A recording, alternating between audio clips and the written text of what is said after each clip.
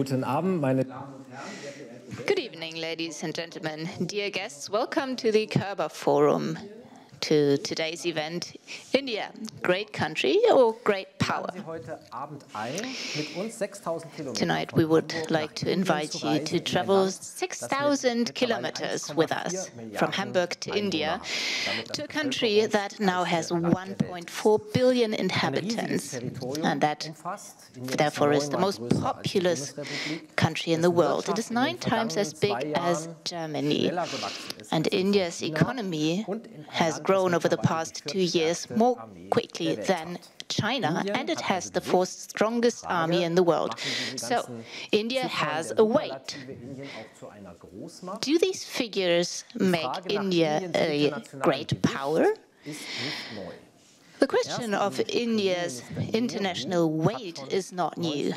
The first Indian Prime Minister, Nehru, in 1946, 1 year before independence, declared that the international order will be characterized by 4 states: the USA, the Soviet Union, China, and India. So that was in 1946, just before independence, and it was quite a statement at the time.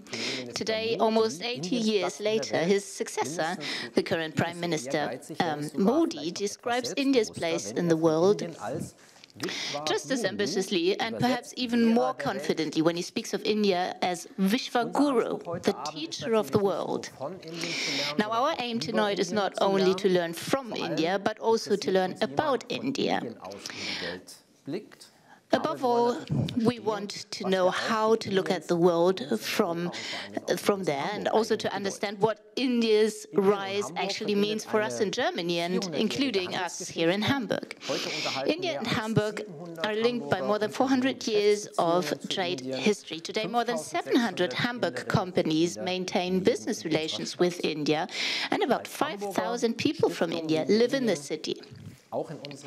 As a Hamburg-based foundation, we have also been taking a closer look at India in our initiative for emerging middle powers since the middle of the year. Today, we're going to talk with the politician Aydan Özüz, journalist Rizal Lasker, and political scientist Manisha Reuter. And we are very happy to have these interesting guests here tonight. Thank you very much for taking the time to be here tonight at the Kerber Forum. My colleague Julia Ganter will introduce them to you in more detail in a minute. She will be moderating tonight's event, and as a program manager in International Policy Division in Berlin, she works at the Kerber Foundation and responsible for our Asia activities and the CAMP initiative for the emerging middle powers. Our event today will be in English and in German. Should you need translation, please pick up a translation device at the entrance. Now, before I pass the floor to Mrs. Ganter, I would like to tell you that this event is part of the Hamburg India Week. Thanks to the Hamburg Senate Chancellery, the subcontinent in all its facets will be in the spotlight here in Hamburg from 20 to 26 November. And we are very happy that we can contribute to this exciting program of the India Week. Now, I wish you all an interesting evening and an exciting discussion. And let me pass the floor to my colleague, Julia Gantner.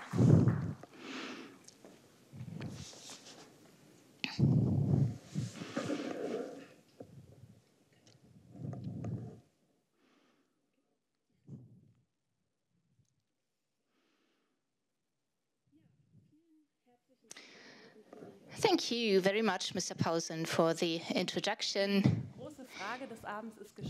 You already raised the big question of the evening. Is India a great country or a great power?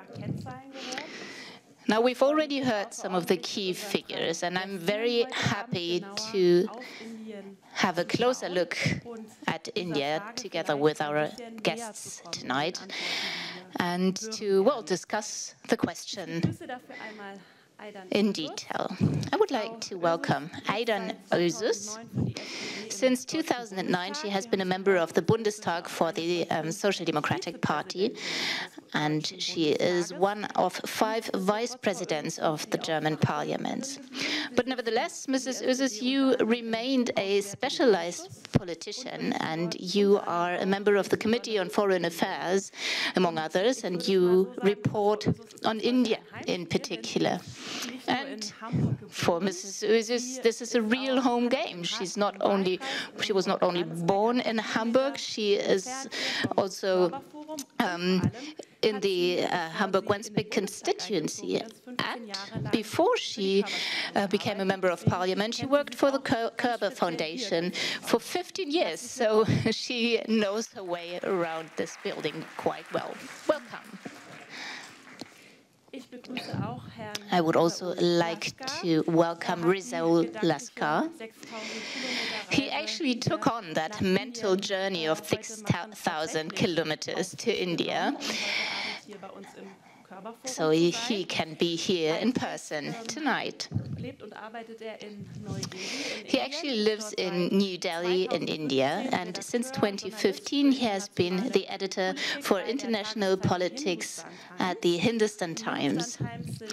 Hindustan Times is one of India's largest daily newspapers. He has 3 decades of experience in journalism. And you also reported from abroad for many years, for example, for 6 years from Pakistan. Thank you very much for being here. Welcome.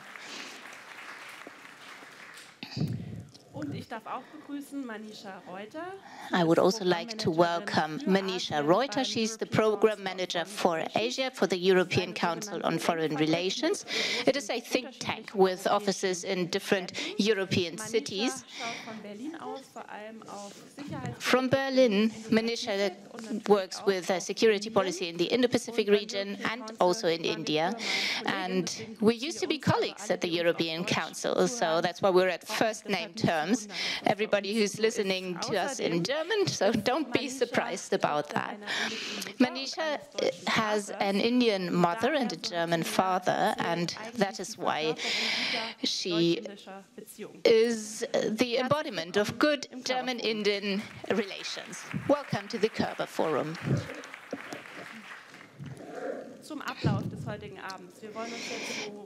Now, tonight we have planned to have a panel discussion for about 1 hour, and afterwards we will be very happy to answer any questions you might have in the room. We have 2 colleagues who will hand out microphones,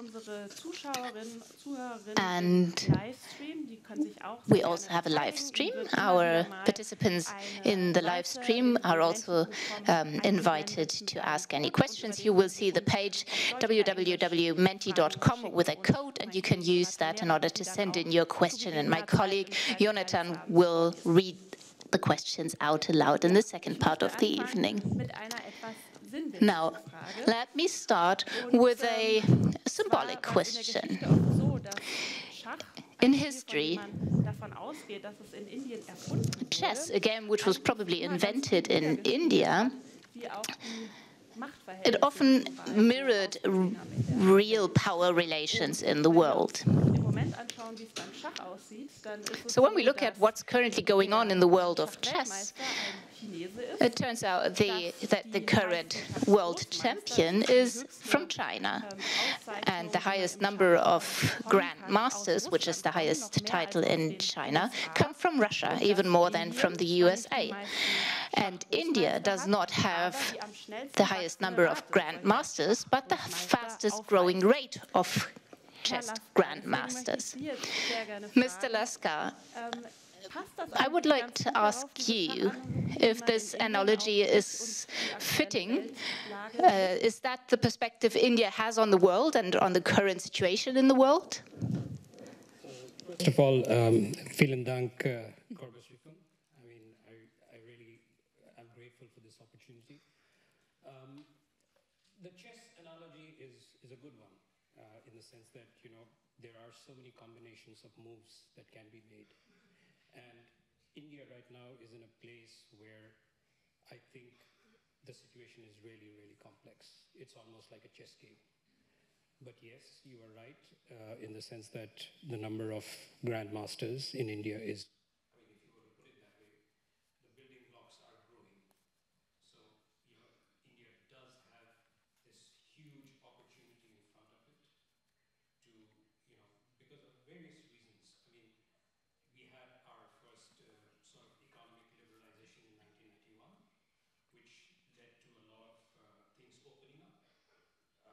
You know, the technology developed, the manpower has developed. We are in a position now where if we make the right moves, we could really be, I mean, making, you know, it's like computer technology. You see it, you know, kind of developing every 6 months nowadays. And you have things like AI and stuff like that. So yes, if India does get its policies right, it has all the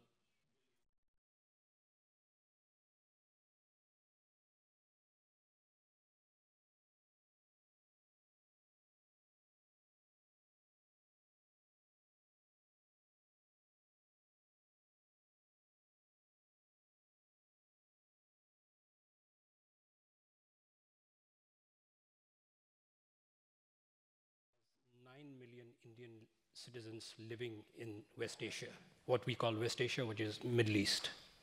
So if there was any sort of a flare-up, I mean, these are 9 million people who live and work in the Gulf.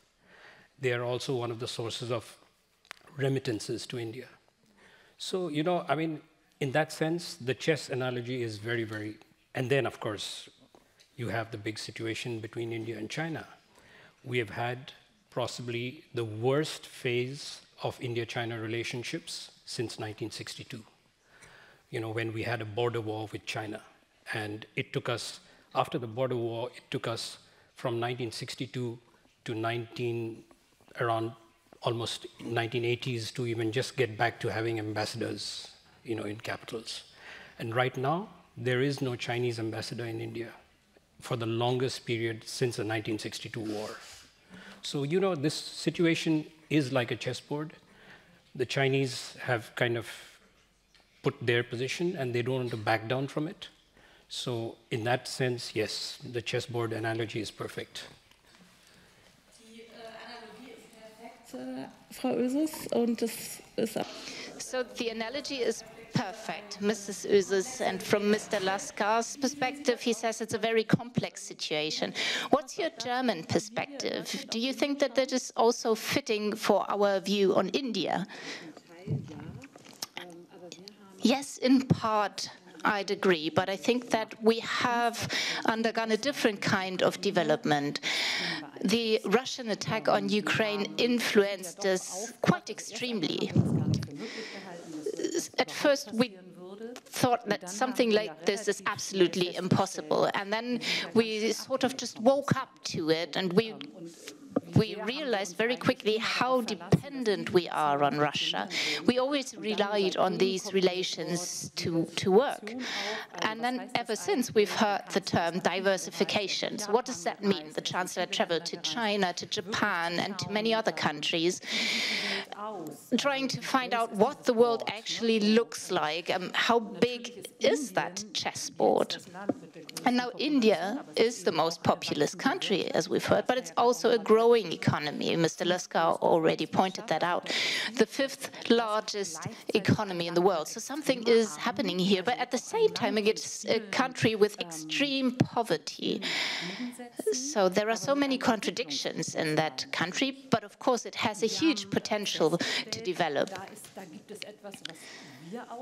So we realized that we can expand here, but we also realized that there is a certain self-confidence in India. So, you know, Indians do not just say, okay, Germany, it's great that you come up to us and you want to do something with us. We're also thinking about what we can do with you. Just last week, we had a meeting in Berlin where the Indian ambassador was a guest, and he was very self-conscious at that event. He told us about his worldview and how the world might develop.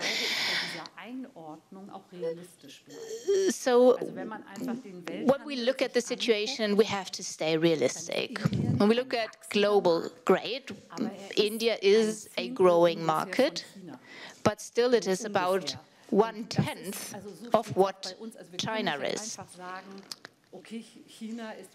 So we cannot just say, well, China is really difficult because it's a dictatorship, let's just move and talk to India. It's not that simple.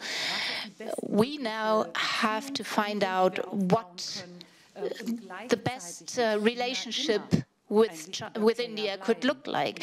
And still, China will always remain an important player. And India, you know, it's surrounded by Pakistan, Russia, and China. So that's not necessarily the best situation, right? And India is sort of blaming us for that. If China attacked India, and that happened in the past, there was never an uprising in Germany. We never said, okay, we have to take position and we have to take sides, as we're doing it with other conflicts just now, like Russia, Ukraine, and they are accusing us of never taking sides. We never really took a close look at this, at those situations. And, you know, sticking to that analogy of the chessboard, I think we all have to get sorted and see what our roles and expectations are. Yes, and staying on the chessboard, Manisha, I'd like to ask you, what is the next stroke that we can expect from India on a global stage? What do we have to be ready for? Well, if I had an answer to that, I would work for McKinsey and I'd be rich.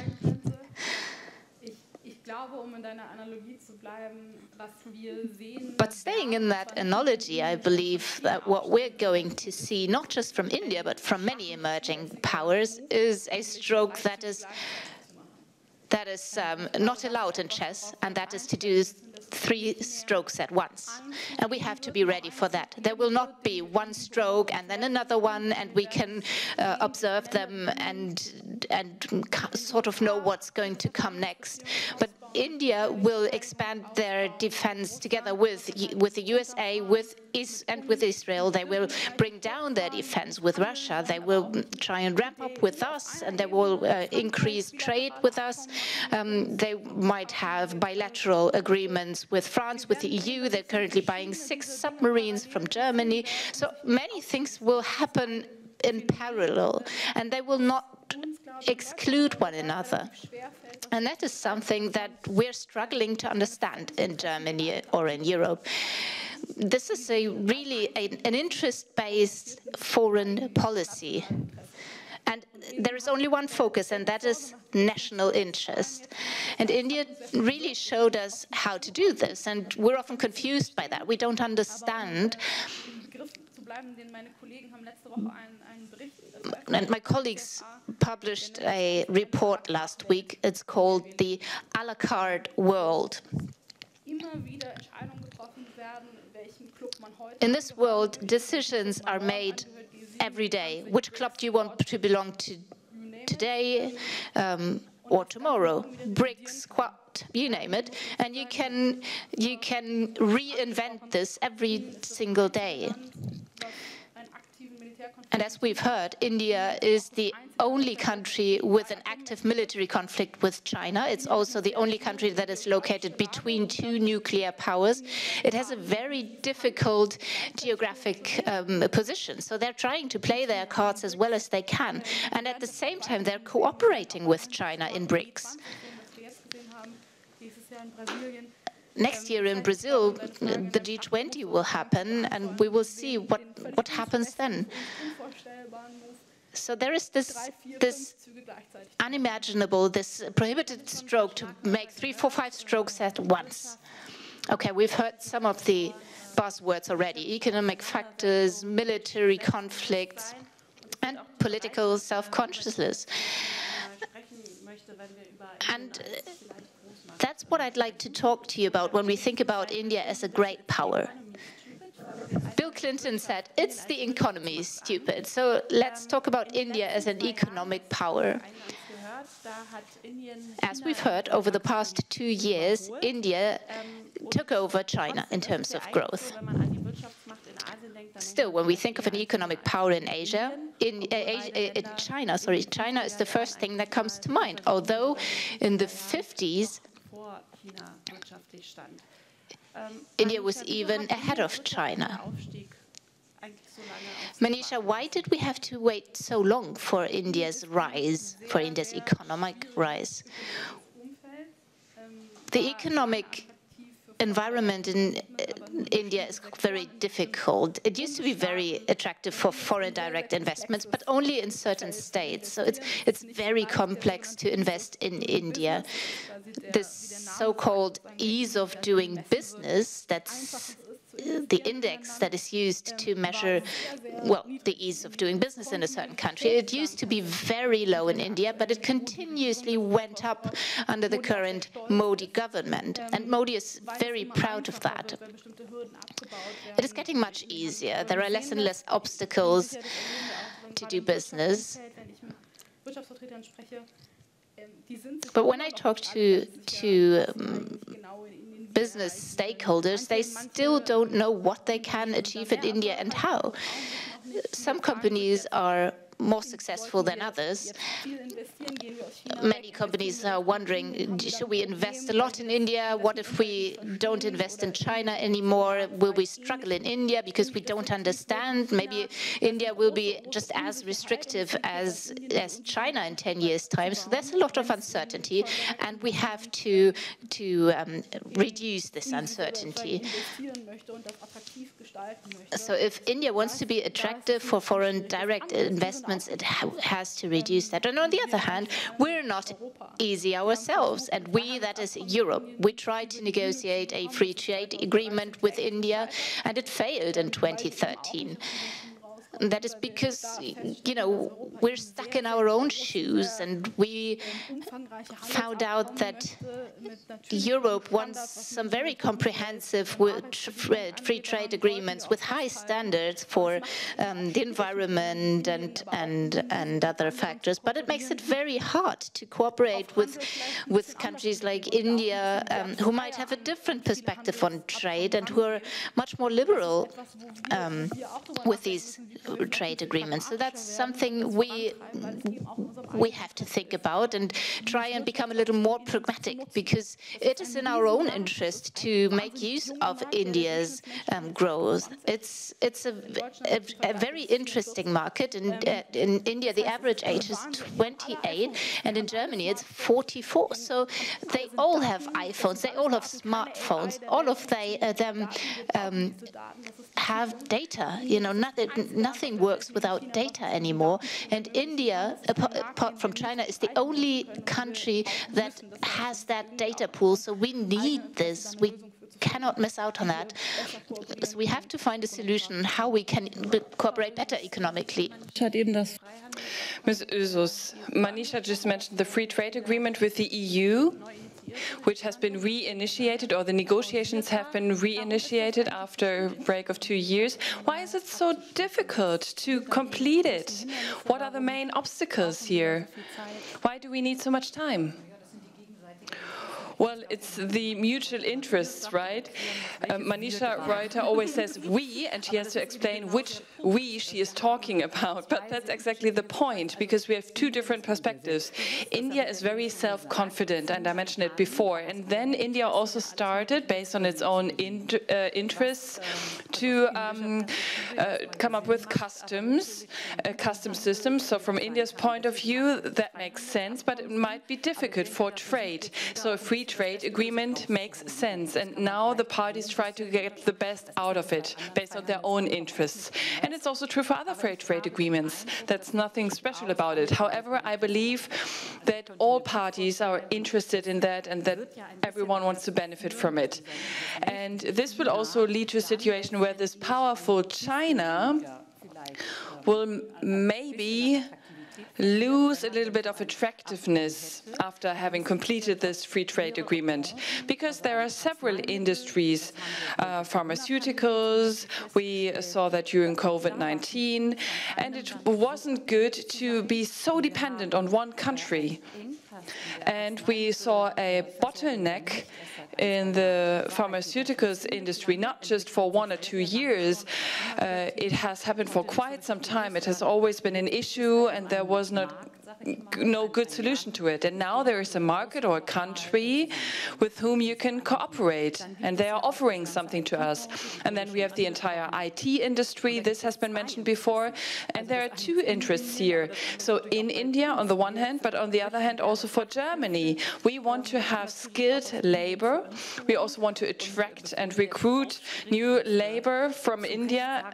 And before you jump up and you say that the red tape is really bad, there is so much bureaucracy because we talked about it, we can already say that we are trying, and we are really committed to providing a market or an attractive market for young people from India. We also want to promote better relationships there. And the third point that needs to be mentioned is referring to climate goals. We might not be able to reach our climate goals. We have to be realistic. However, India plays a major role here because it is a huge country. The emissions figures aren't too high because people are poor, and actually not everyone has an iPhone. But this can also develop negatively, and we have the idea or the mindset that we can benefit, both of us. So we can give loans so that India can develop green energy. This can be beneficial for us, and then the production can become greener in India. So it is a huge variety of different interests here. You touched upon emissions, and you mentioned it that the emissions are not too high because poverty is an issue in India. It is one factor. Well, now the Prime Minister Narendra Modi was quite self-confident about his economy. He announced the target for India to become a developed economy by 2047. For that, India would need to grow by 7% over the next 20 years. Mr. Lasker, how do you want to manage that? Is it overconfidence, or is it really a realistic goal? Well, I wouldn't say that it's overconfidence, because I think, as I said, the building blocks are in place. But whether we're going to get 7% growth, it remains to be seen. Let's face one thing: the entire global economy is not doing great right now because of two different conflicts. But what I think will be really key will be for the Indian government to have more liberalization and a more, predictable, framework of policies. One of the biggest things in India is this Make in India policy right now. There's a lot of misunderstanding about it because India has decided to do the Make in India policy because they want to ramp up manufacturing, which is one of the places where India is weak. Now, a lot of people in Europe, when I talk to them, they think that Make in India is a protectionist kind of a thing. And there are also concerns about, usually when you talk to European diplomats, is one of the things they keep saying is that you need to have predictable, stable kind of policies. So that's something I guess maybe the Indian side will also have to listen to and work on. But as I said, I mean, I don't think it's in overconfidence. We have a word in India, it's called jugaad. It's a very difficult term to explain, but it's basically you find a DIY fix, and Indians are really good at that. And I think that's the kind of attitude a lot of Indians have, especially the younger people. I see much more aspiration than even when we were growing up. We grew up in a time when, we literally had to wait for hours to make a long-distance phone call. Nobody had internet. I mean, you probably, by the time we found out about an opportunity to study abroad, the date had already gone. But now the Indians are very different. I mean, you know, I agree, not everybody has a iPhone. I mean, I'm sorry, but most of us have Android phones anyway. But, you know, I mean, iPhones are big in India. It's an aspirational thing. More people want iPhones, more people want iPads. I personally don't like it because iPhones kind of suck you into this ecosystem which you can't get out of. And I mean, Android's worked okay with me, but you know, there are privacy issues. Again, data is another huge problem. But I'd just like to touch on one thing that, you know, that came up was, you know, the green kind of development. You have to remember one thing. A lot of people in India, which is to their discredit, still haven't realized how much of a problem pollution is. And I think that also has to do a lot with the literacy levels. I mean, and the environment has never really been a big issue till now. But, you know, we are also not free from climate change. We are seeing the stuff that is absolutely bewildering. I mean, in October, Delhi used to start getting cold. This year, we've had temperatures of up to 33, 35 degrees, which is unheard of. So I think that kind of is coming into people, but it's going to take a bit more time. You know, people are not, it's not like Europe. Everyone knows that, you know, you need to do certain things to keep the environment clean. But we are realizing it more and more. Also, you know, we talked about, I mean, there's been talk about China and India. Let's not forget one thing. China is not a democracy. If they want to do something, if they want to tackle pollution, it's just one person. He decides, he shuts down factories. India, at the end of the day, is a democracy. And, you know, democracies are messy. But where is it going? Well, that remains to be seen. But what I'm saying is, you know, democracies by themselves are messy. We have certain parties which are ruling in states or provinces. We have a different party ruling at the center. Sometimes they don't agree. So, you know, that's one of the reasons why sometimes change in India takes a bit longer. But I think, you know, we are past that curve. I think people understand that you need to get investments in. And I realize Europe's problems because I think virtually every bilateral investment treaty with Europe has lapsed. That's one of the issues that the European countries keep bringing up. They need, this drives up the insurance costs for investments and stuff like that. So it makes things more difficult. But at the end of the day, I think you have to look at the longer goal. You know, China is going to be China. It's not changing. It's not going to change. You have one person. Yes, it's predictable. You know where it's going. But I think the promise is really with India. We are a democracy. We have problems. We'll sort them out. Thanks. Danke. Yeah.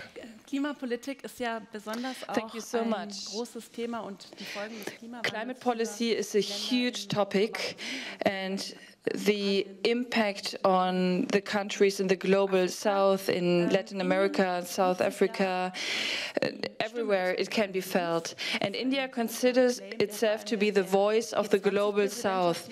This was a great claim also during the G20 presidency of India. Manisha, how successful has India been so far to be a representative of the global south? I would phrase it a little bit differently. I don't consider India to be the voice of the global south. I would actually consider India to be a bridge builder to the southwest countries. So we have the bridge between the West, that's us, and the South. And India is able to build that bridge. We have seen that during the G20 summit. Modi was so successful to present itself, to present the country, and to present its role on the global stage. Countries had the feeling to be involved. Now the BRICS states want to expand. Maybe I have to explain BRICS. It's Brazil, Russia, India, and so on and so forth. You know the different abbreviations, and I think many other countries want to join, so we have to maybe look for a different abbreviation. And India plays a major role in this region, and this also shows that we have neglected these countries, and we also had a very one-dimensional perspective on these countries. We always say global south, global north. Before that, we talked about developing countries. We always have categories, autocracies, democracies. We have these categories, and then it's really difficult to build good relationships with countries that don't fit into a specific category. And now we are living in a world where we see this everywhere, and that is why we have the Körber Middle Power initiative, or there are other initiatives. We are also working on that, because these countries become much bigger, much more important, and they don't want to be put in such a category. They don't want to be put in a specific box. So we also have to blame ourselves. We have to say that we need to find different ways to communicate with these countries, and we have to build good partnerships with these countries. And India tried it, and India was very successful on the global stage. In September, during G20, it showed it. Next year, it's Brazil's turn. And these are formats which we also should participate in. We shouldn't block that. We shouldn't seize the opportunity of that. I don't see it as a competition between G7 and G20 or G7 and BRICS. And as I said before, it is a multi-alignment, an a la carte world, as my colleagues wrote in the report. So these are different options that we have. And countries want to have options. India and other emerging countries, they want to have different options. And we shouldn't just assess the situation or block it, and we should think about how to enable these different options.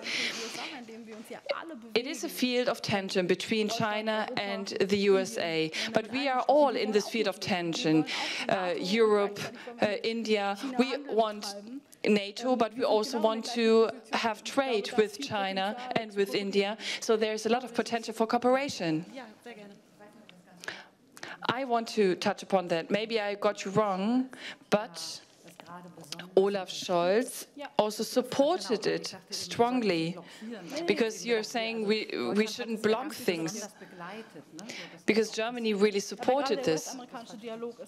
But the US-American dialogue, for instance, is rather, or people are rather skeptical about it, and we actually supported it, and I think it is also well received.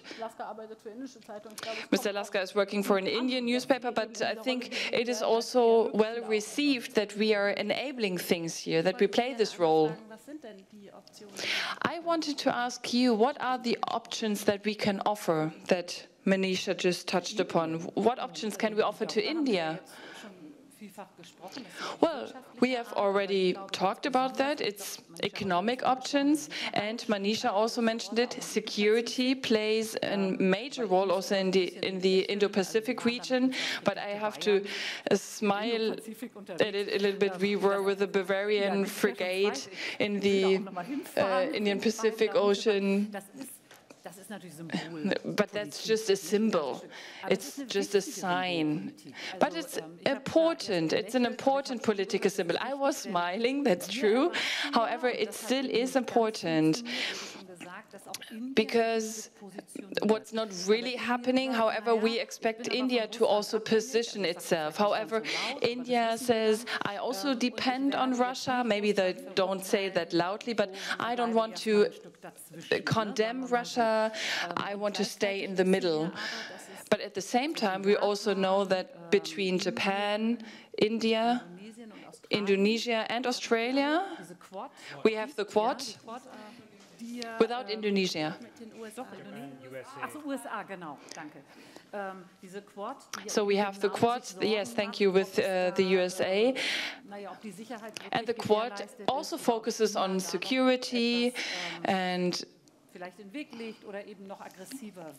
they also assess the situation whether China will become more aggressive, and I think the expectations are also quite open, and whether we are positioning ourselves, whether we are standing at your side. It is a democracy, we share the same values.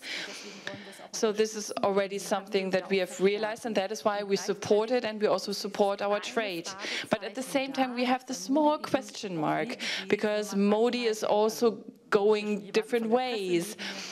I now have someone here from the media. Freedom of the press is restricted.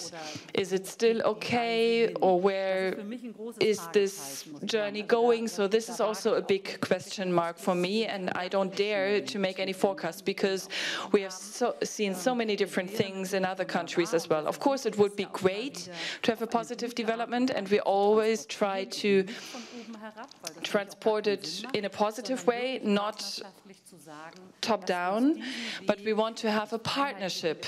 So we want to follow this free, liberal way, a partnership, and this is something that we can offer. And of course, I'm hopeful that this will also work out. Yes, I would also like to get back to that topic, but you also touched upon the dependence on Russia, India's dependence. Mr. Lasker, I want to ask you, for Russia and Israel, we see that both countries are important partners for India, also in terms of armaments or arms cooperation. And now the Russian war of aggression, India does not support sanctions against Russia. And in case of the escalation between Israel and Hamas, Modi clearly shows proximity to Israel. It's different to the BRICS partners. So the counterparts in Brazil and South Africa do this differently, or also in China. So is it too easy to explain the position with arms cooperation, that we have this dependency with Russia and Israel? So, I just like to get a little bit into the history. You must remember that for decades, the US armed Pakistan, and, India literally, 1962, when the war happened with China, JFK actually sent weapons to India. And there was this thinking that, maybe the defense relationship with the US would grow because both were democracies. But we saw things change. Because of the Cold War, the US needed an ally in that region. Pakistan was the perfect ally. Pakistan for decades was armed by US. India had nowhere else to turn. So it turned to Russia, and Russia came to its help at that time. And especially when we fought wars with Pakistan. So we have a lot of Russian weaponry even now. Now, I think it's still about 60% is Russian origin. Now, you can't just flick a switch and say that, okay, from tomorrow I'm not going to get any more Russian equipment. But let's also not forget another thing. We also used to buy, we still have standing contracts with Ukraine. Ukraine was supplying a lot of engines for aircraft and almost all the engines for the new ships that are being built for the Indian Navy. So, India it's not very easy to just put it into boxes. It's a very complicated situation. And we can't just say, okay, from tomorrow we are not going to buy any more Russian equipment. It's going to take time. The Russians have done things which no other country has done. They have leased something like a nuclear submarine to India till we developed our own nuclear submarine. Now, you might say, look, so what? But it's something that helped us to kind of stand our own ground against China. And right now, the biggest problem in India, somebody was joking the other day. They said, what are the 3 big foreign policy issues for India? So the reply was China, China, China. So, this is a very complex situation. And, it's not very easy to, kind of say that, the Russian dependence is bad or whatever. But, people don't look at this.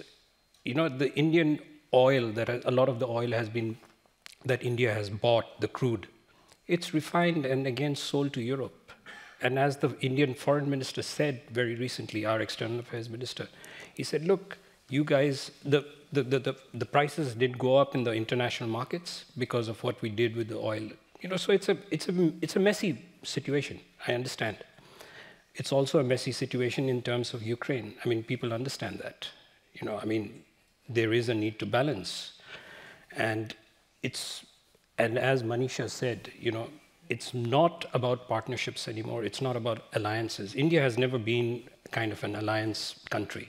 It's always been something, you know, it's like a la carte, as you said. You know, we have Quad.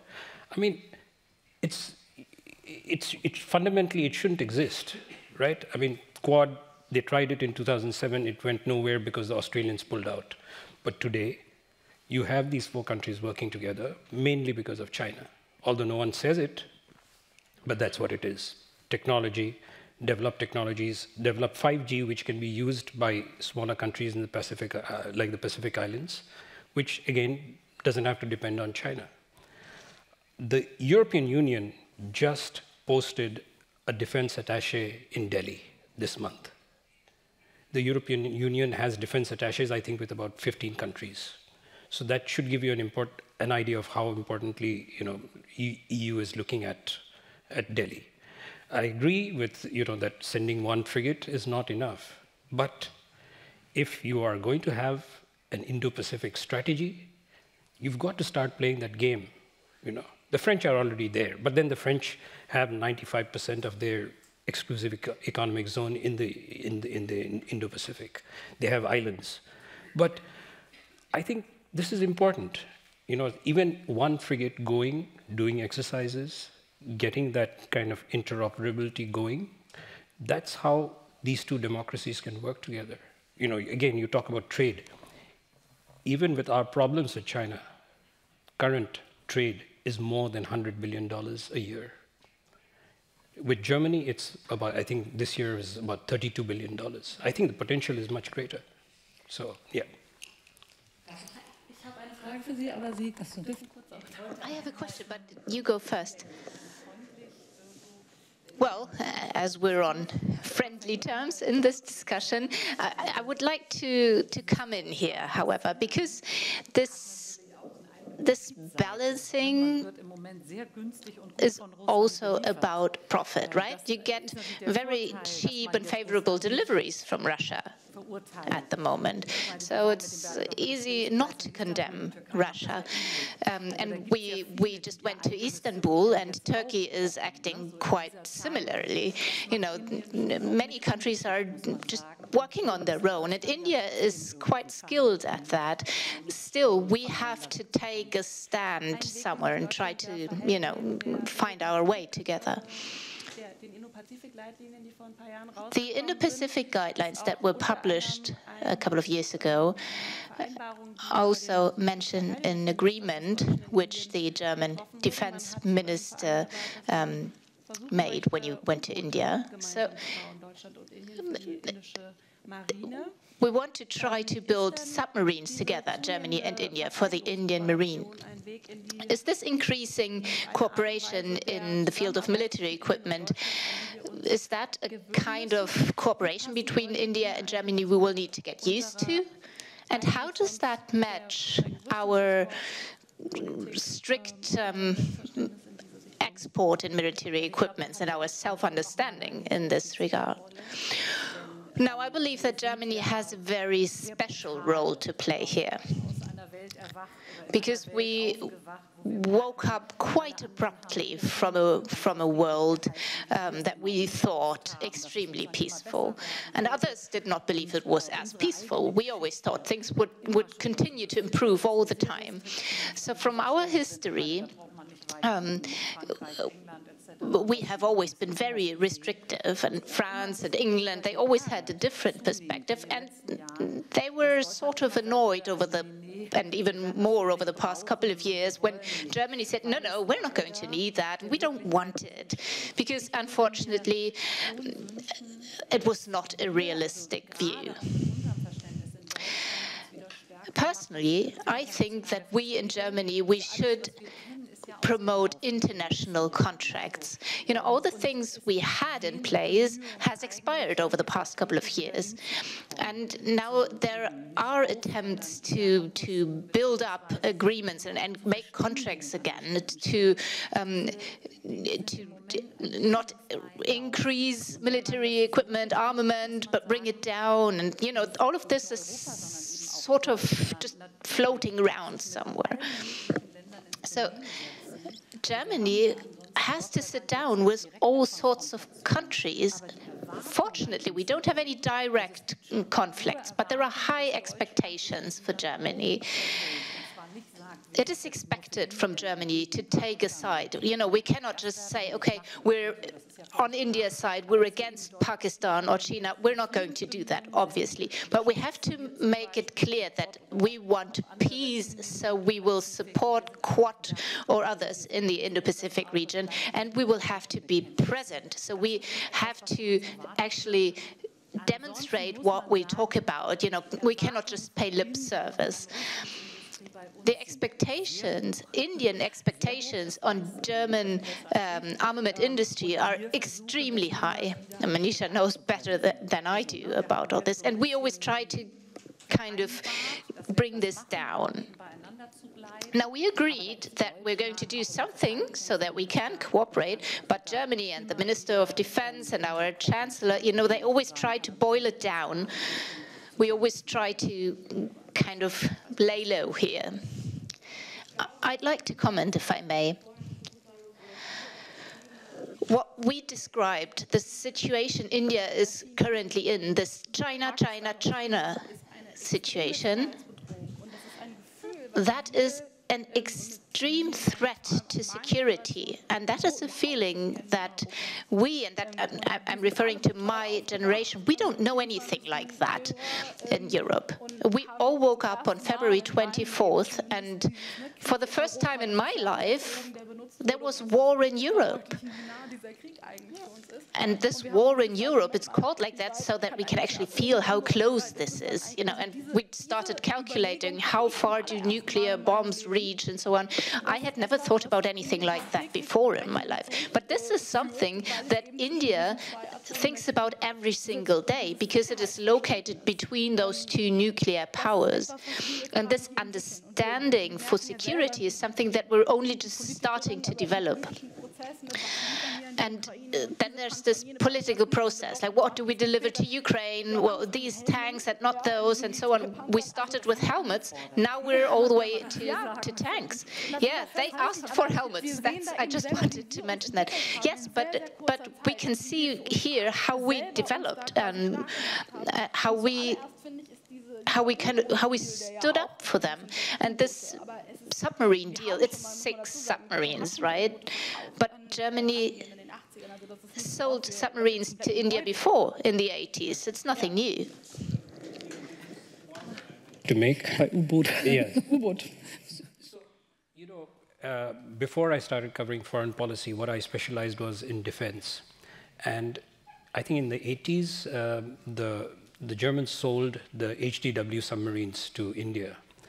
Now, I have spoken to people who've served on both the Russian submarines and the German submarines, and everyone, hands down, used to say that the German submarines were better, you know. And we had just 4 of them. But everyone, they preferred those because the technology was better.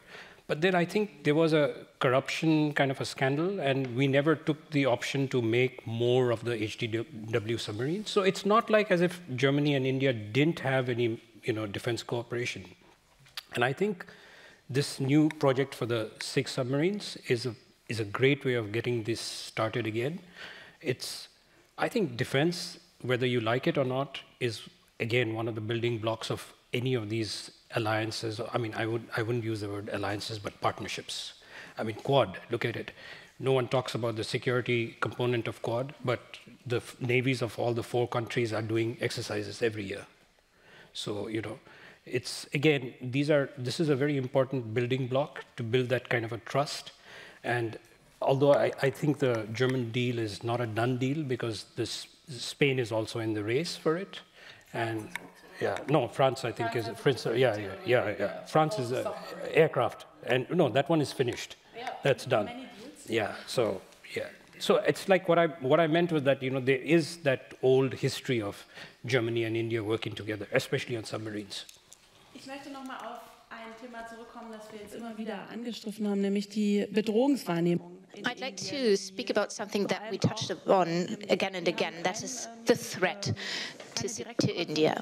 You said that there is no direct confrontation for us here, but Mr. Lascar, you mentioned that India and China share more than 3,000 kilometers of border, and there actually is direct confrontation there.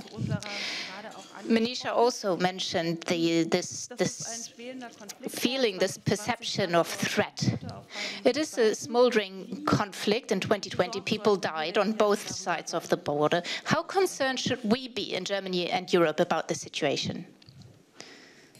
Well, you have to keep in mind one fact, that after June 2020, when we had this clash with China, where 20 Indian soldiers died, and the Chinese have admitted 4 casualties, but nobody really believes that number.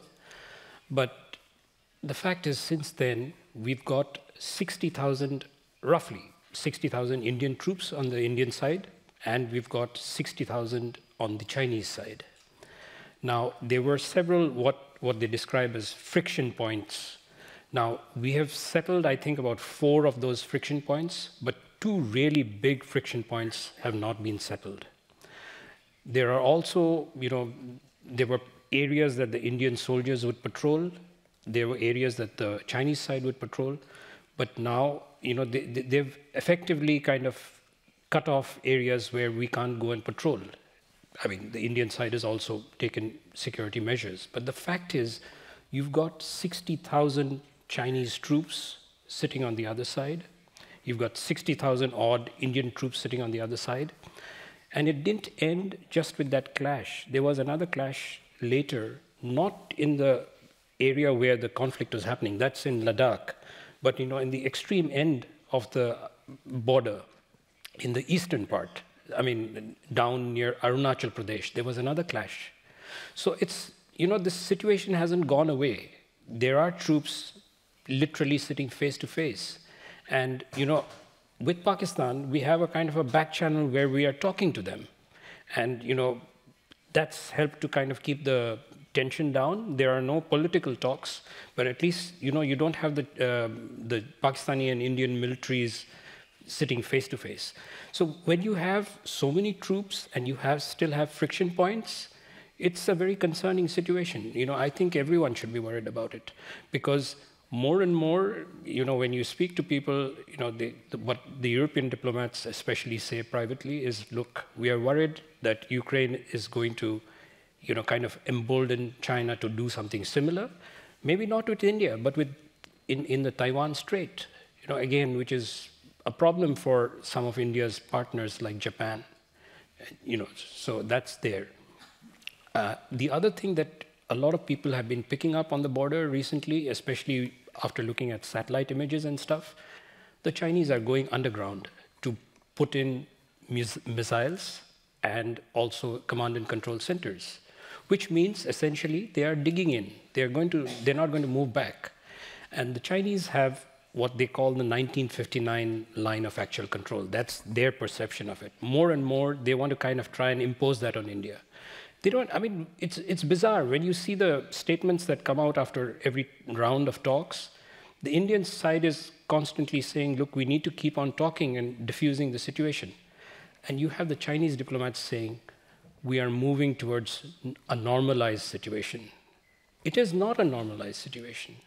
It's, for them, they act as if, this border thing has already been settled.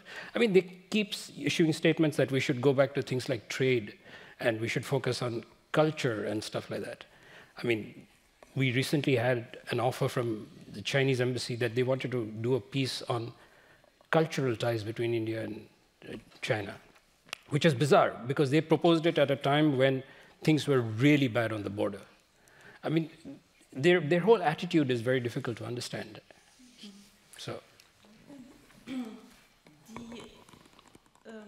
Sie haben vorhin schon angesprochen, Frau Ösus. Für Deutschland ist Mrs. Ösus, you said it before. If we want to do more with India, it's not easy to just say bye-bye China, because we also have ties and links with China. Now, looking at this confrontation between China and India at the border, If the situation gets worse and even worse than in 2020, what would be Germany's position? Now, Germany, of course, is not big enough so that we could just throw ourselves in between. But let's take this perspective. That's what just became clear to me when I listened to you.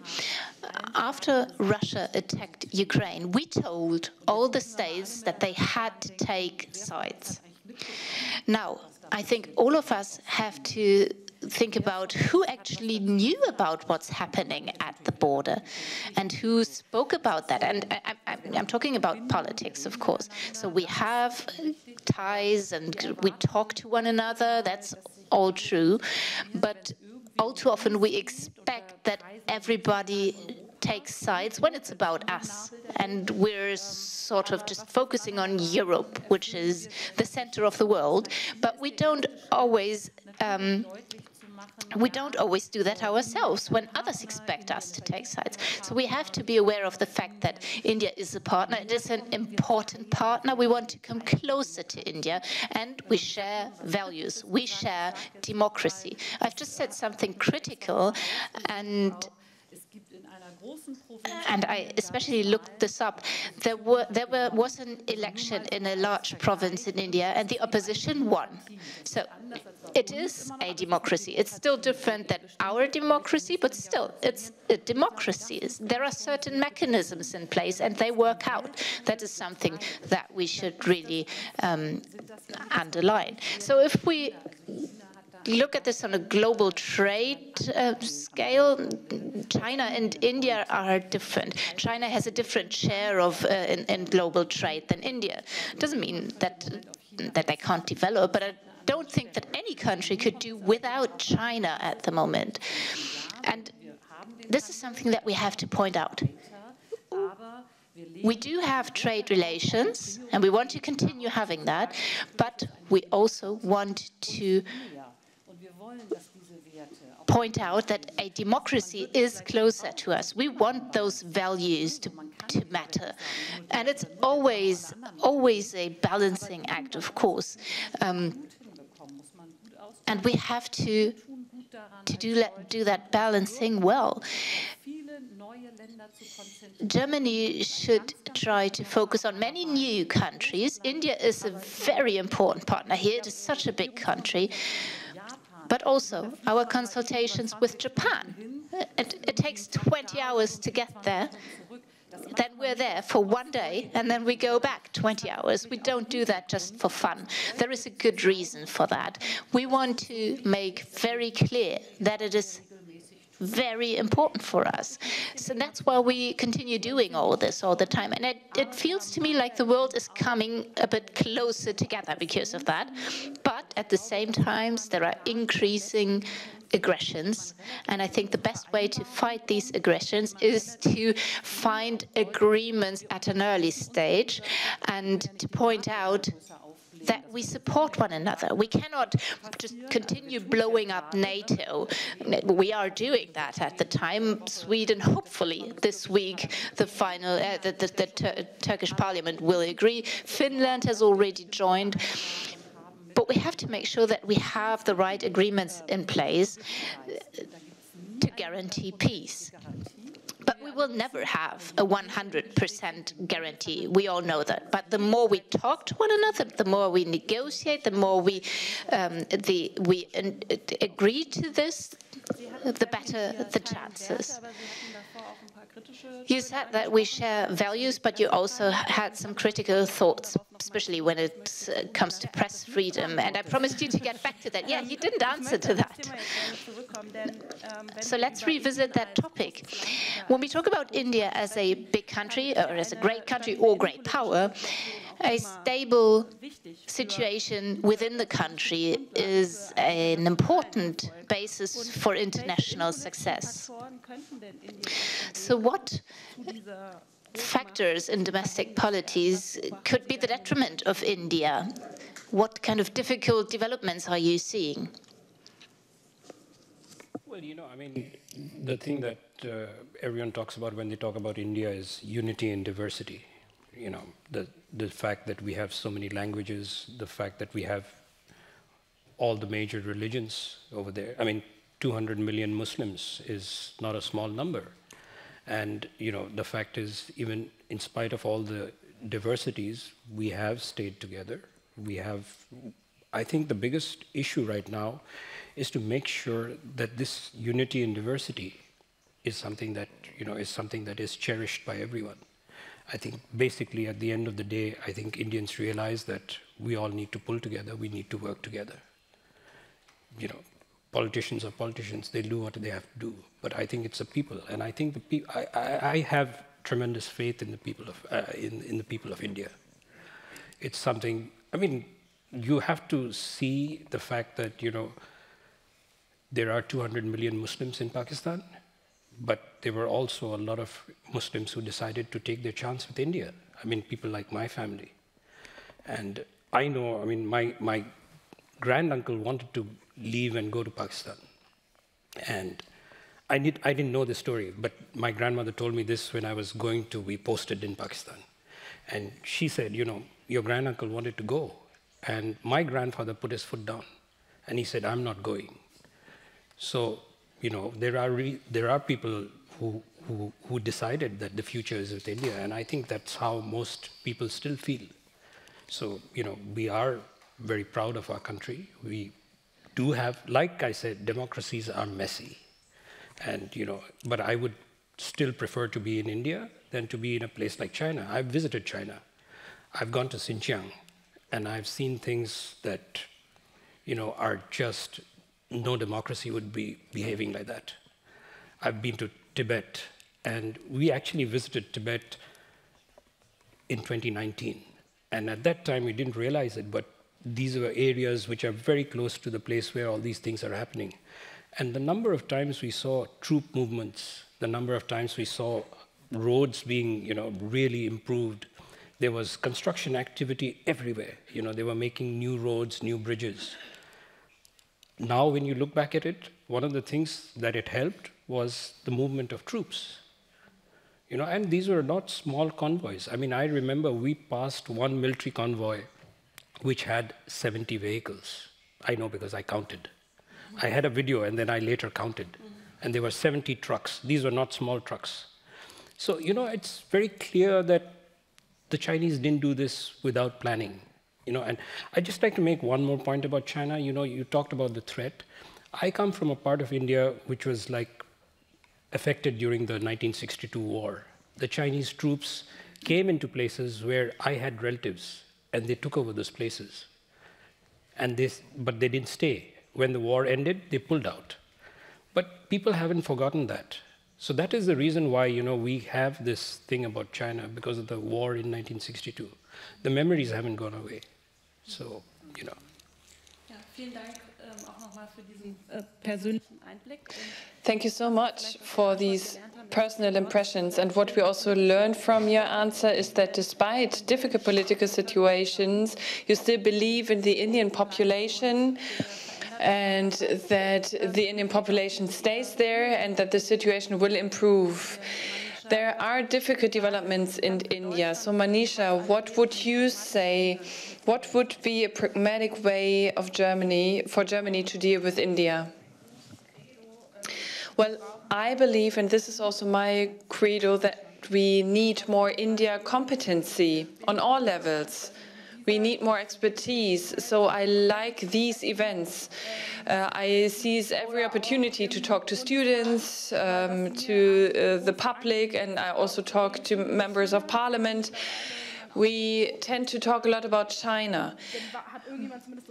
And people have some kind of half knowledge about China, and people also know a little bit about Taiwan. However, India is still a blank space, and India is very complex. So I want to follow up on what you said. We need to understand India better. And once we understand India better, we will also understand that this is also an extreme federal system. And we don't have to touch upon Indian bureaucracy and the slow processes, because we also know it ourselves from Germany. So after having understood this system, we will also be able to understand how to better structure our projects. We don't have to use Delhi for our projects. There can be a federal state cooperation. There can be offshore wind farms in India, which can be financed through EU gateway packages, and this doesn't really have to go through the government in Delhi, where the money might be lost, and maybe it's difficult to cooperate with Delhi. It's the same as with Berlin. It's also a bubble. And I come from Berlin myself. I was born in Berlin. I'm allowed to say that. So we have to understand India better. We have to understand how India works, and then we can also be more successful in our corporations, and then everyone will also benefit. So we need India competency in politics, in the federal parliament, but also among students, among the future generations. That's extremely important. And I want to make one more point with regard to education and training. Germany is an extremely attractive country for young Indians. Germany is even the most attractive non-English speaking country for Indians to come here. So just one example, it's not Hamburg, it's Jena. Jena has an optics program. They are cooperating with Zeiss, the company Zeiss. And I think 50% is recruited or filled by Indians. And this brings us back to the skilled labor. That's the skilled labor that we need in the future. So we don't only need the trained people coming from India, they also have to come here as students, and Indian students come here, and we need to promote that. And because that's so important, because those people will stay here, they will be integrated here, and we have to invest more in that. Germany has already done a lot. It positioned itself very well, and our economic and educational model is very attractive. However, I just want to mention one figure here. We have 450 university corporations between India and Germany. It sounds a lot, but we have 1,500 with China. This is just a comparison, and I know that we can do much more. We have to work on that. We have to simplify the student cooperation, and there are also only few students from Germany going to India. So that is why I always enjoy talking to students, because I think it is very attractive to go abroad to India to study there. It's not just about software engineering, it's about many different industries. India is very attractive, and I know many people who went there. People told me, okay, I went there for a voluntary year or a social year or for studying, and India was great. So we have to invest more in that. We have to expand on that. Yeah, and there's also a mobility agreement between Germany and India that was completed last December. We haven't touched upon that, but we won't be able to do that now because we want to focus on competencies now. But it's not about my questions, but your questions. So I would like to ask you, the audience, please raise your hand if you have a question, and then my colleagues will come to you with a microphone.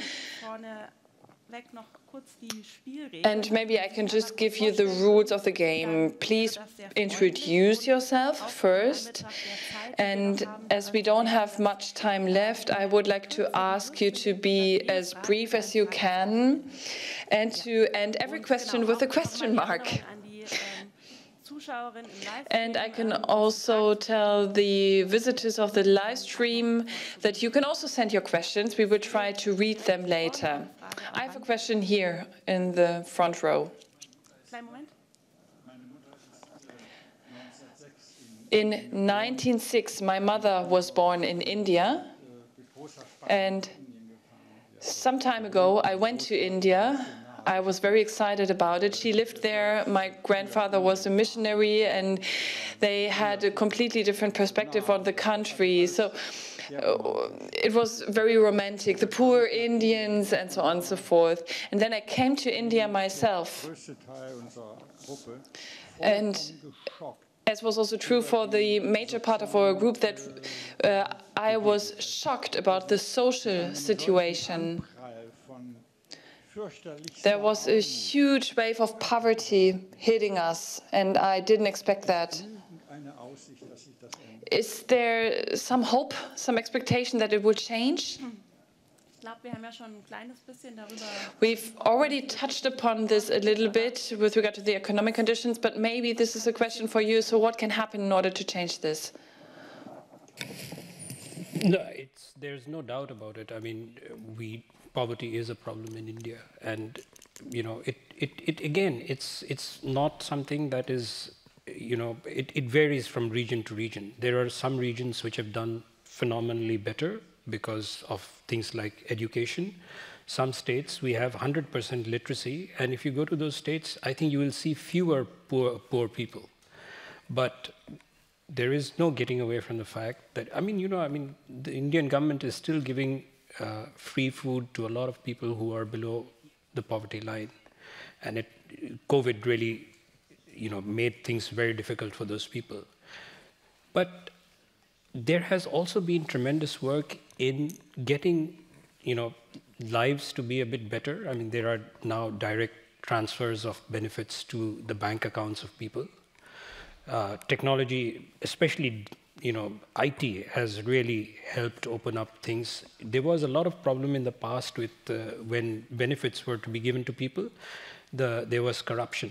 But now with technology, a lot of people who were involved in the middle have been removed, so it goes directly to the people.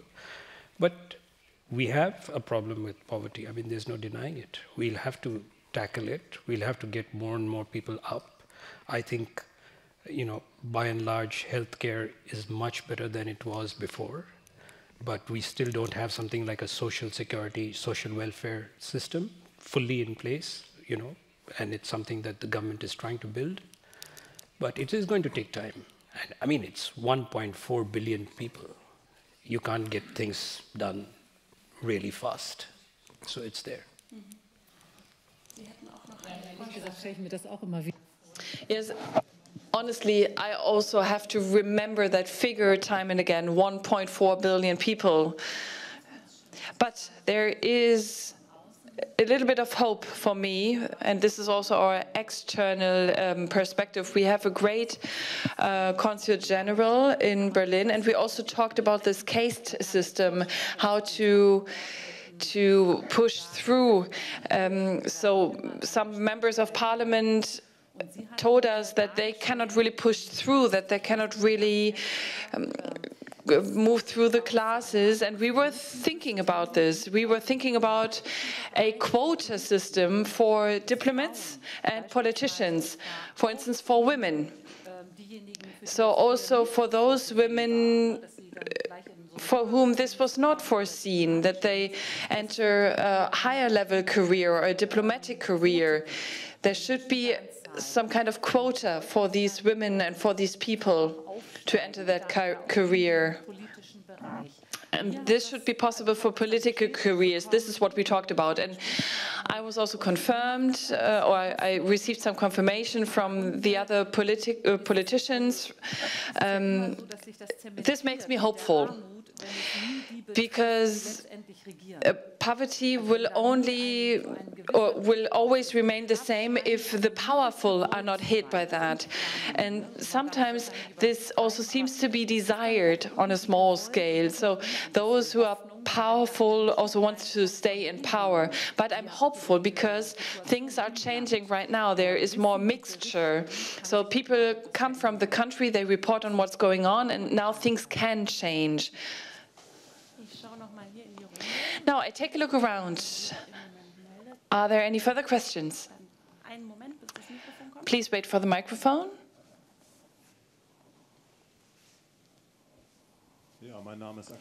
My name is Axel Markus. I'm here for the first time together with my son. I have a general question to Mr. Lasker. Just a general question. How do you rank Europe and Germany compared to the other countries, your neighbors, to the US? So I assume you're talking about generally how Germany figures in India? Yeah. How important is Germany, the European Union, for India in general? Just a general question. How do you rank it compared to your problems, to your neighbors? I think the European Union is becoming more and more important. I don't know if you know this, but the European Union has a very interesting body called the Trade and Technology Council. It has that arrangement with only 2 countries. The first was with the US, the second was with India. And there's a very interesting story behind it. I'm told that President von der Leyen, when she went to India, she was supposed to come on a Monday. She proposed this Trade and Technology Council on a Saturday. And the diplomats from both sides worked literally on Sunday, and this whole project was announced on the Monday. So that should give you an indication of how important EU is. Germany is India's largest trading partner in Europe. So, there's no doubt about it. The fact that there are very important German companies in India, there are 43,000 Indian students. I was surprised by that number in Germany. I mean, till about 10, 15 years ago, Germany didn't figure for Indian students. Everyone wanted to go to Britain, more to France. Just to give you a comparison, there are 90,000 Indian students in Australia. So Germany is becoming more and more important for Indian students. This is a very good number, 43,000, and in just a space of about 10 years. And there are, I think, 220,000 Indian origin or Indian citizens living in Germany. But the sad part is Germany hasn't been in the limelight if you look at media or social media.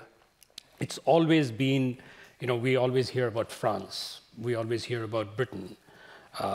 But I think the profile of Germany is growing. There is something which is very interesting, which I don't think India has with anyone else. There is a partnership for green and sustainable development.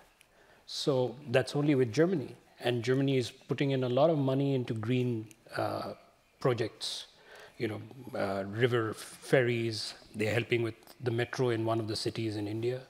So the profile is growing. And the German ambassador, the current German ambassador, he did something which, again, helped really increase the profile of Germany. I don't know if any of you were in the town hall yesterday. He actually, the song Natu Natu, I don't know if you heard it, which won the Oscar this year. The German embassy actually did a Bollywood-style kind of a dance video with that. And a lot of people, you should look it up. It's on YouTube. It's really good. And these are the small, it looks very silly, but these are the kind of steps, the people-to-people connections, these are what is going to matter in the long run. So I think, as I said, growing profile, a lot of promise, a lot of potential. It's now for the people on both sides, the politicians, to make it, even better.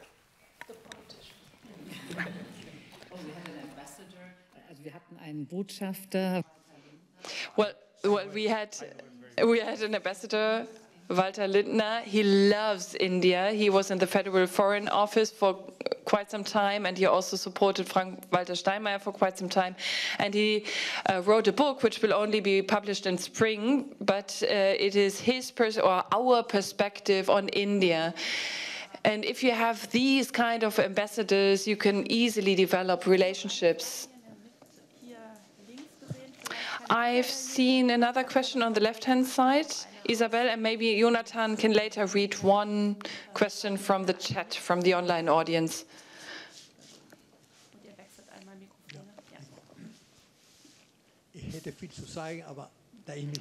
I would have a lot to say, but I have to restrict myself to one question.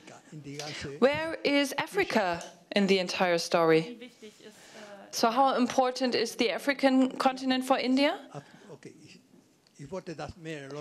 Yes, I would have loved to explain that, but I'm supposed to be brief.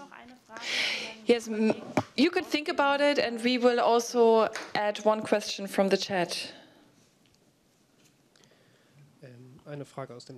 Yes, I have a question from the chat. India is the largest democracy worldwide, but it has also become undemocratic because of the BJP party. But what does that mean for the federal government of Germany? What are you doing? This is a question to Ms. Özus, so maybe you can answer both questions. The question on Africa, maybe Mr. Laskar can also talk about that. Yes, we talked about both. Manisha Reuter, you also presented this. You said that with Indian support, the African Union was invited to the G20 summit, and we supported that very much. So the African continent plays a major role, and India also is very committed to that. And they also want our perspective to be even broadened with regard to Africa. And I think this will continue. Africa will become more important. And the value-based foreign policy and the question of undemocratic democracy. Well, I tried to explain this. If we take a look at countries and what Putin does, if we take a look at China, the democracy in India obviously will be closer to us based on the values. However, and I also tried to explain it, it's really difficult to answer the question, where does India go? Because the president does everything. He works in all directions. On the one hand, values are restricted or limited, and we have to pay close attention to that, because there is no guarantee that India is further developing the values. However, we are working on that. We are committed to that. In all our conversations and with all our efforts, we also want to reach the free trade agreement with the EU, and Germany, of course, also pushes India to have a good partnership for the future. This will also be beneficial for India. And it is very important to comply with the democratic values. And at the same time, we always bear in mind that we don't know how to manage such a country with 1.4 billion people in that region. So we also have to take a step back and first think about how this can be done. But still, we have to be watchful, we have to pay close attention and make sure that democratic values are promoted in India and not restricted. Because we know from our experience that things can be changing. In Turkey, for instance, they were promoting democratic values and then they were restricting values again. India is a democracy and we are committed to promoting these values. Mr. Laska, maybe from your point of view, what is the role of Africa?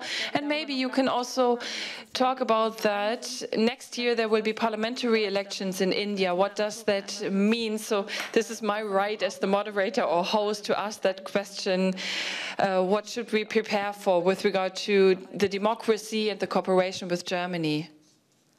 So Africa has become more and more important for India. You know, there's no doubt about it. Again, I don't want to, belabor this, but one of the reasons why Africa is becoming more important is China. I was, again, just recently speaking to a friend who's a diplomat who's posted in Africa, who's now the ambassador in one of the African countries. And he said, I may be wrong in some of the figures, but, basically he said, look, we did a quick study, and there are like 250 ports all over Africa, and China has a presence in 60 of them. They've already either bought them out, or they have a sizable presence over there. And he said, India is just going to take a stake in the first port in in Africa. So 1 versus 60. But I think the Africans also are very good, in the sense that they have realized the problems of relying too much on China. I don't know if you heard about this story, but they built this entire building for the Africans, and then they found that there were listening devices all over the building. And the BRI, everyone knows how it's been going. You either get into a debt trap, or you see it's just Chinese companies that are coming in and building projects. So I think there is a growing realization that the African countries want to work with India. But again, this is not new. Don't forget that Africa and India were big partners in what was called the non-aligned movement in the 50s and 60s. So I think there is a rekindling of that. I think a lot of people are now looking at India, especially in terms of generic medicines, where India has done a lot of work, a lot of help for Africans. There are a lot of scholarships that are offered to African students. We have a sizable number of them studying in India. There are a lot of training that is done for African officials and African diplomats. So this is, again, a relationship with a lot of potential. Coming back to your question about elections, we are now having a number of state elections right now, and as you said, in one of the big states, the opposition won. I mean, the Congress won. There is, most of the buzz that we've been picking up, again, I don't cover domestic politics. I do follow it, but it's not my, thing. But what we are picking up is that the opposition parties are going to do well in the state elections. But keep in mind that India has this system where, people vote differently. In states, they do vote for other parties than the BJP, but at the center, I don't think there is much doubt that there's going to be another BJP government next year. But what remains to be seen is whether they're going to get the same kind of numbers that they got in 2014 and 2019, because a lot of people think they may not, be at that same level. But then it's still time. Elections are elections. We don't know. So it's something that I think everyone will be watching very closely. Manisha, die letzten Worte liegen jetzt bei dir und du darfst Manisha, you will have the last words, so you can pick. Do you want to talk about Africa or value-based domestic policies? Maybe you want to speak about the elections as well? Well, if I have the last words, I'd like to make a wish. First of all, I hope that there will never be a clash on the Indian-Chinese border again. But if there was such another clash, 2020, we've just heard that it took a long time until we actually spoke about it. I think it took 10 days until the first German newspaper reported about this. And a lot has happened, especially in the bilateral relations between EU-Indian relations and German-Indian relations. And I hope that this will never happen again. But if it was to happen again, I want this to be in the news that same day. I want to see it in the evening news, and I want us to pay attention to India, the attention that it deserves. And, as we were talking about journalism, about newspapers, there is no reason why we shouldn't send more journalists to India to cover the broad range of topics there is, and to have good reporting on India in our newspapers. And this competency for India, that would help to expand it. We heard so much about Ukraine and about the pandemic, until we no longer wanted to turn on our TV because it was all about COVID. But there are so many other things going on in the world, and we should not lose sight of all that. And I think it's very important to have events like this one. And let's hope that this is not just a one-off, but that we can build on this and make India more visible in public.